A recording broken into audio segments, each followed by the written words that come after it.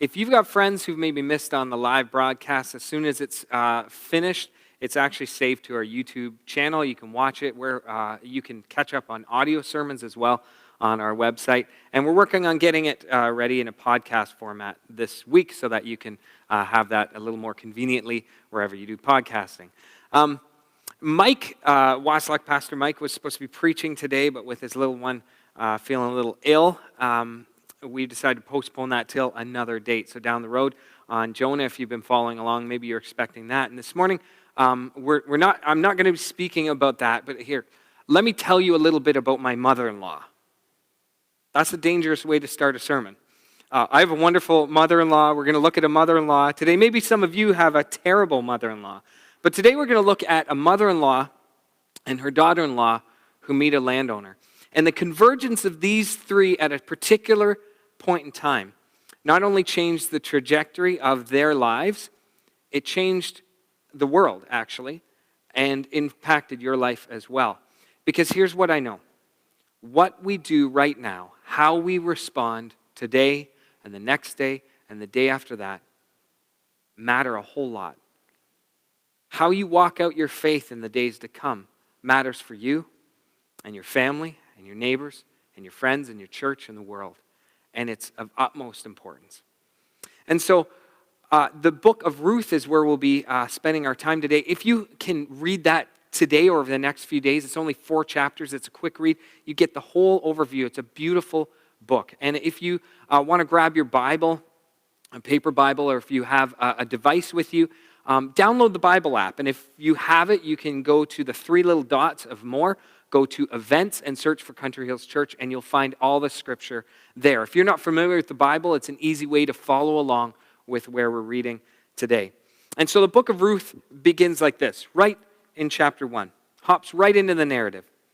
In the days when the judges ruled in Israel, a severe famine came upon the land. So a man from Bethlehem in Judah left his home and went to live in the country of Moab, taking his wife and 2 sons with him. The man's name was Elimelech, and his wife was Naomi. Their 2 sons were Mahlon and Chilion. They were Ephrathites from Bethlehem in Judah. And when they reached Moab, they settled there. Then Elimelech died, and Naomi was left with her 2 sons. The 2 sons married Moabite women.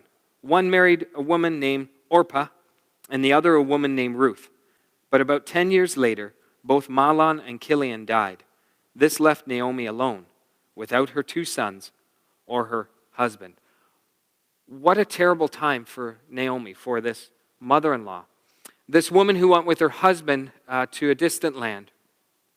Her sons married, passed away, and now she's left with her daughters-in-law. It's a pretty grave time for her, and for some of us, it's a pretty grave time. We don't know what's going to happen in the days ahead, and many people are worried. I've spoken to people over the phone or on video chat this week who are worried, who are anxious. Maybe that's you. Maybe you've never dealt with anything of this magnitude. Maybe you've never had loss. And though you may have not lost a friend or family member, we've lost some independence. We've lost the ability to go freely. We've had to change our lifestyle, and we're only 1 week in. And so we can identify today with Naomi. And so today, as we go through this narrative, if we go through the story, I want you to find a person you identify with. It's either going to be Naomi, the mother-in-law, Ruth, the daughter-in-law, or Boaz, the landowner. So as you listen, see if you can find yourself in the story. Verse 6 says this, Then Naomi heard in Moab that the Lord had blessed his people. So Naomi is sensitive to God. Even in her distress, she's listening for what God is doing.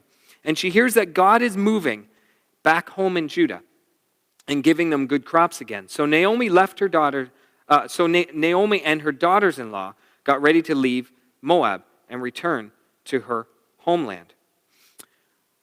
So Naomi grabs her 2 daughter-in-laws and they pack up and they start to get ready to head out for her homeland, not the homeland of Orpah and Ruth. But as they're starting to head out, Naomi has some second thoughts, and she thinks it's probably going to be better for Ruth and Orpah to stay in their homeland. They have family there. They can remarry. They can have families of their own, have land, have a wonderful, blessed, long life. So she says to her two daughters-in-law, why don't you stay here? And one of them, Orpah, decides to stay and she turns away. But Ruth has been watching Naomi intently for 10 or more years as she's gone through all these tragedies, losing her husband, losing her sons. Here's Ruth's response. Verse 16. Don't ask me to leave you and turn back. Wherever you go, I will go. Wherever you live, I will live. Your people will be my people, and your God will be my God. Stephanie and I, my wife Stephanie, we had this read at our wedding because that was the feeling and the expression of our hearts, that we would walk spiritually together. Wherever we go, the other would go. But why would Ruth, a young lady, yes, she had lost her husband, why would she go to a strange and distant land? She's lost her husband. She doesn't have a father-in-law. She doesn't have a source of income. She doesn't know anyone back in Judah. Why wouldn't she stay back in her homeland? I think because of all the instability she experienced, she watched Naomi's life, and she found in Naomi a steadfast faithfulness. That the God that Naomi followed seemed to be real. And so Ruth was curious. Ruth had found something strong and stable in Naomi's faith. And so she decided that it was less stable to stay where she knew the land, she knew the people, and she could make a new start than to go somewhere new with someone who is following God. And so this morning, if you're watching and you don't know Jesus, but you're watching the church and you're watching all of these things unfold, and you've heard something about Jesus and you're curious about the Bible and about the truth of Jesus, I encourage you to keep watching. Keep searching. And that's exactly what Ruth does.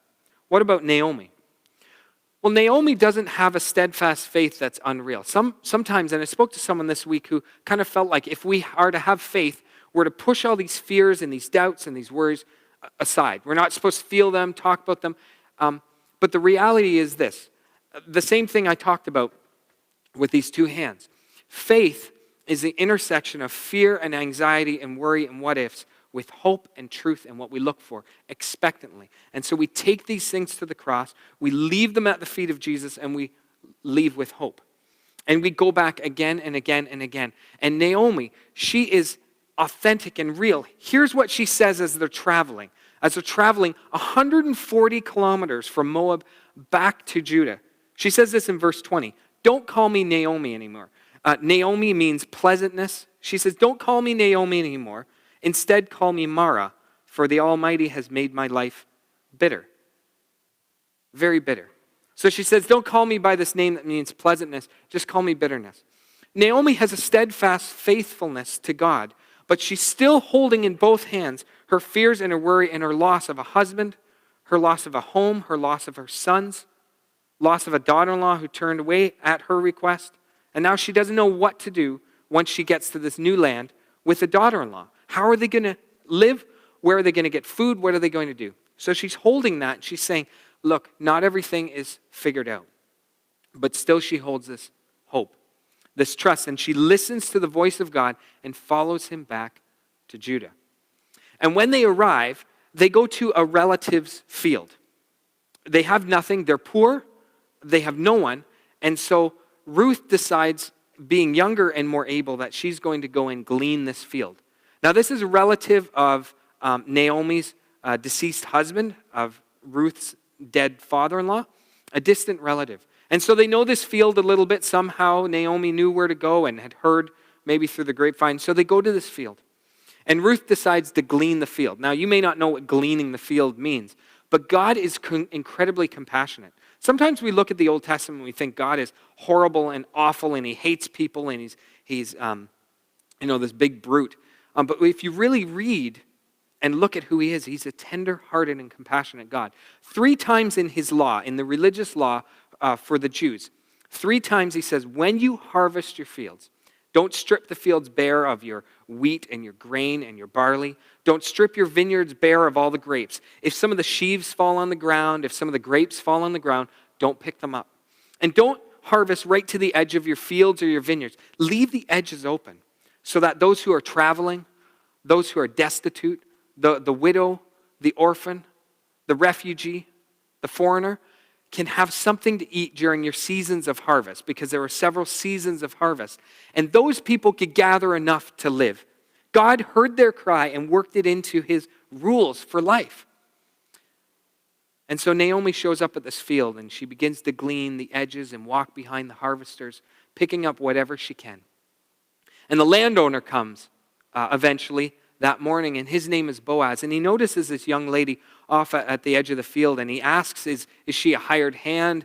Who is she? And the people there say, well, we've heard she's a foreigner. She's come back with Naomi, Elimelech's widow, and she's a distant relative of yours, and she's gleaning the field.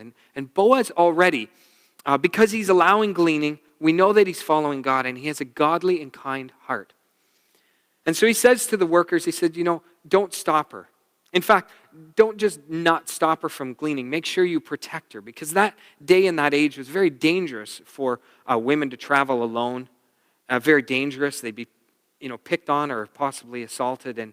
And so Boaz says, in my field, that's not going to happen. And he warns all his workers to protect her and allow her to gather as much as she needs, walking behind the harvesters. And at lunchtime, Boaz does something that was never done. He invited Naomi, this foreigner, this person he didn't know, in underneath their shade. It gives her water and some food and begins to talk with her. And once they go back out to the fields, he tells his workers secretly, I want you to go further still. The kindness in his heart, the godly character he had was just immense. And he says, don't just protect her, but in fact, as you're harvesting, drop some. Make sure she gets more than enough. And at the end of the day, Naomi gathers together all that she's picked up, and she has a full basket. And she goes, Ruth does that. And Ruth goes back to Naomi, her mother-in-law, and shows her the basket. And Naomi wants to know all about it. And so they get talking, and Ruth says, this man Boaz, and he let me gather, and I've got this full bushel, enough for two of us. God is blessing us. Here's Naomi's reaction. Chapter 2, verse 20. May the Lord bless him, Boaz, Naomi told her daughter-in-law. He is showing you his kindness to us as well as your dead husband. That man is one of our closest relatives, one of your family redeemers. Now that word redeemer might not mean much to you. Some of us sing it. Some of us have heard it in church. Maybe you've read it before. Redeem, redemption, redeemer. That word, or the form of the word, is found 23 times in this 4-chapter book. It's an important theme. It means to buy back at a price. It means to take back what was once yours. And so God, in his law, not only did he 3 times say, don't harvest to the edge, don't strip your fields bare, make sure you make allowance for the foreigner and the widow and the orphan and the needy and the destitute and those in trouble. Make sure you work it into your life to have extra for others. He also gave commandments about those who were in troubled times. See, what would happen in that day and age is if someone didn't have enough to pay for life, fell into debt, they could sell their land to pay for the debt. But that land was always remembered to be that family's. Even if it passed from owner to owner to owner, it would always be remembered that the original owner was such and such a family. And at any time, a relative, even a distant relative, could come and repurchase that land, could redeem it. And at that moment, it would transfer back into the name and the possession of the original family. So they could redeem it. This happened for people as well, because people would fall into debt, they would get in hard times, and they would often sell themselves into servitude. It's hard to say sell themselves into slavery, because the slavery in recent times is horrible. All slavery is not good. But what happened in those times, you have to think of more like a nanny. And so people would not have enough money to pay for their own home, their own food, and they would hire themselves out to live on, say, a landowner's farm, a vineyard. And they would get room and board without pay, but at least they had food and a place to stay, and they would work. And it was a way God made so that anyone who was poor would always have a place to stay, would always have food to eat. But any relative, even a distant one, could come at any time and redeem that person. Pay back the debt, pay the price that's owed to the landowner, maybe to hire a new employee, a new servant, and free them. This happened for widows as well. In that day and age, it's pretty hard for us to say, when Naomi said, Orpah and Naomi, Orpah and Ruth, you need to get married and have families. We have a lot of empowerment for women, and it's good. But in that day and age, there was no income, no life, no opportunity unless a woman would be married. And it was a big deal to have a family because they could care for your farm and your land. And so it was a big sign of a lack of blessing not to be married or have a family. And so if there was a widow, she could be redeemed by a family member. If she had no children, a distant family member could come and marry her, bring her into his home, care for her, love her. They could have children and a family together. I know that when we hear that, all we can hear is this harsh, overbearing man coming in, taking this woman away from what she wants to do, bringing her in, treating her poorly. She is his servant. But just listen to the love story that unfolds, the love story of redemption. So after that night where Naomi and Ruth are talking about all that happened that day, and Naomi said, he's a redeemer. He's a family redeemer. Ruth goes about the rest of the harvest season, and she gathers enough for Naomi and her to live. And towards the end of the harvest season, Naomi says, I think it's time that you ask if Boaz, who's showing some interest in you, who's showing great kindness to you, might want to redeem you, might want to marry you. And so they get this plan where at a certain night, the men were going to be sleeping on a threshing floor. They've been out working all day. They're going to eat and drink and lay down and sleep. Women weren't allowed there. But Naomi encourages Ruth to do something secretive and something scandalous, but pure. And so she tells Ruth, go and bathe and get ready. Put on your best clothes, put on perfume, get all ready for a date. And Ruth sneaks into the threshing floor in the evening while they're eating and notices where Boaz sleeps. And when no one's looking later in the evening, she slips in unnoticed and goes to where Boaz is sleeping and sits by his feet. And she uncovers his feet with a blanket. There's something significant about that coming. But I would imagine that because his feet were cold, he woke up. And when he woke up, he noticed a woman at his feet, and he asks, who are you in the dark? And she says, I'm Ruth. And she proposes an option to redeem her. And Boaz is so impressed with Ruth, and he loves her so much already, because he says to her, I've noticed that though you're destitute, though you could have any pick of any man, you've not gone around begging for food, you've not gone and looked to marry anyone who might come your way. You're an honorable woman. And he was an honorable man. And he took the blanket that was uncovered off his feet, and he covered his feet and her. And it was symbolic that he would cover her shame, he would cover her loss, he would cover her need, and he was accepting to become her redeemer. But there was something standing in the way. Because he was an honorable man and followed the Jewish religious law, the closest relative always had first option to buy back land and to marry a widow and to free a servant. And there was one other relative in the land that was closer in bloodline to Elimelech. And so Boaz said, I'm going to go and speak to him, and if he wants to redeem you, then that's the Lord's plan. But if not, I'll put things in motion. And without anything undue happening, nothing happened, no kissing, nothing wrong, she slips away in the middle of the night. And she goes back to Naomi, and they wait the next day. And they wait to see what Boaz would do. And Boaz goes to the city gate, and he gathers the elders and does what is right from the law. And he calls together this other family member. And he gives the option to buy the land and marry Ruth, and it's refused. And so Boaz does what is traditional and goes through everything he needs to buy the land at his own cost and to marry Ruth. You might not see this as very significant, but I want you to think of who you identify with. This is a love story, and this is about redemption.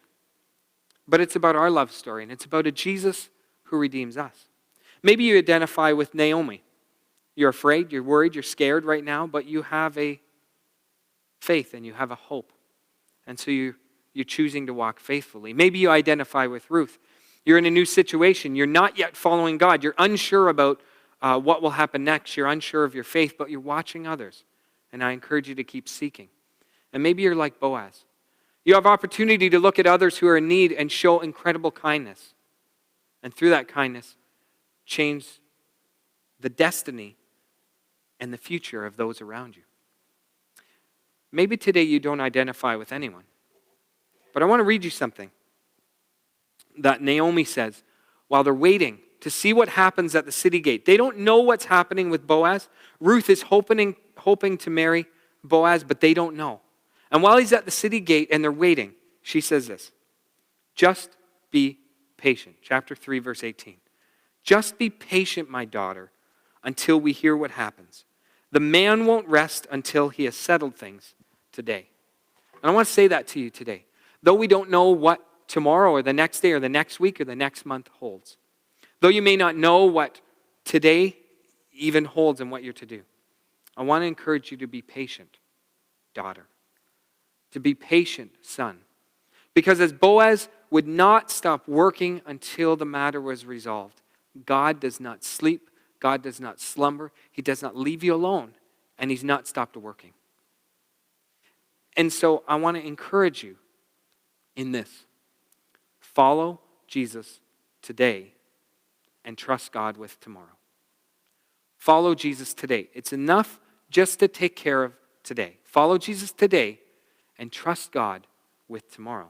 When you have doubts and fears and uncertainty, and you have hope and truth and promises, bring them together in faith by going back to the cross again and again and again. And the reason I'm preaching this in our rescue series leading up to Easter is that this is a foreshadowing of what Jesus did for you and for me. Because Jesus is our Redeemer. He bought back our souls that we gave up due to sin. And in His death on the cross, He paid the price we need to come into relationship with Him. He paid the price we need to have hope, a future, a life, have His Spirit in us so we can hold these things together so that we have faith. And so that we might, this week, be like Naomi, walking with steadfast faithfulness even though we hold both of these things in our hands. That this week maybe you might walk like Ruth, looking to a God maybe you don't know yet, but watching the lives of those who do, seeking, asking, continuing. Or maybe this week you can be like Boaz, one who shows incredible kindness to others, taking what you have by way of time, energy, prayer, resources, and blessing others so that they might have what you have. The end of the story is this, and it gets way better. Because Boaz and Ruth are married, and they have a son. And it says that son restored hope to Naomi in a way that nothing else had. Because now she had a family and a purpose. Do you have a mother-in-law like that? Who loves your kids that much? It says that Naomi would cuddle this baby as if he was her own. And Ruth raised this child with Boaz, and they named him Obed. And Obed had a son named Jesse, and Jesse had a son named David. We talked about him last week. And David would go on to slay the giant Goliath and go on to be the greatest king that Israel would ever have. And David had a son who had a son who had a son who had a son. And in the bloodline of the kings, a young virgin named Mary had a boy blessed of the Holy Spirit named Jesus, who would be born, who would suffer, who would die, and who would rise again, in order that He might be our family Redeemer, so that we might be brought into hope and a future, so that we can come back to His cross again and again with our pain, our suffering, our woundedness, our questions, and leave with hope and promise and trust, knowing that God has this in His hands and He will not rest until you hear what He needs you to hear, until you follow the way you need to follow. So may in faith, may you follow Jesus today, and may you trust God with tomorrow. Thanks so much for joining us this morning. Please visit our website. Listen, there are some people who've joined us online recently. There are people who've attended the services when we were able to meet, and we don't yet have your contact information. And we want to reach out to you and make sure you're okay.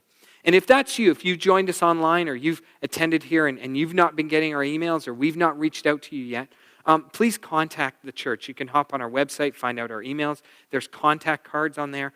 We, more than anything else, want to be a connected community We're learning how to be church without meaning, be church without walls, help one another, hold to faith over fear. And we want to make sure that you have opportunity to do that as well. Get connected with us. We want to get connected to you. Pay attention to those around you and ask God whether this week you're to walk as Naomi or Ruth or Boaz. Follow Jesus today and trust God with tomorrow. Have a wonderful week. We'll see you back here next week.